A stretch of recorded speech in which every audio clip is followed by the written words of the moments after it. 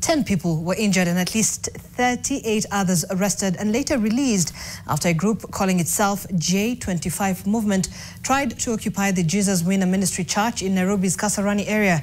Protesters, angered by a donation of 20 million shillings and a pledge of 100 million shillings more to the church by President William Ruto, engaged the police in running battles for the better part of the morning.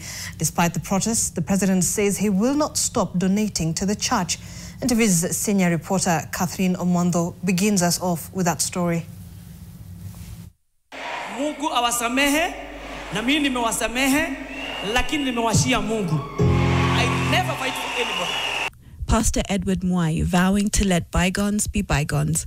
However, during Sunday morning service, anyone who looked like an outsider was removed from the church hall and seemingly roughed up at another part of the church by the ushers.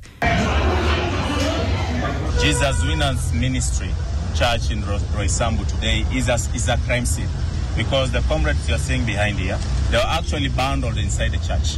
They were taken while they were inside the church, and they were locked in a room inside the same church.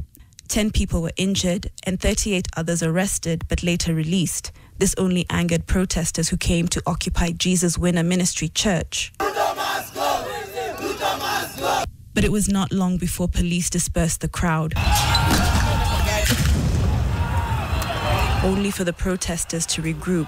The protesters have been pushed meters away from the church by riot police, and now they're behind me, as you can see, blocking the highway.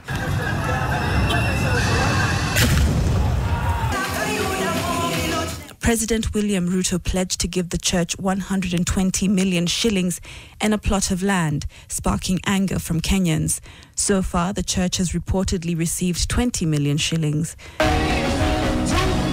Despite protests from a section of Kenyans, Ruto seems adamant that he will continue donating. On Sunday, as the protests were going on in Nairobi, the president was in Eldoret donating another 20 million shillings to AIC Fellowship Annex in aid of projects. As the leader of this nation, by God's grace, that upon this nation, this rock of Kenya, we are going to build God's church, and the gates of hell shall not prevail. Discipline is not equivalent to democracy. Disorder and violence and gangsterism is not one of the definition of democracy. Democracy does not mean that the country should not have order.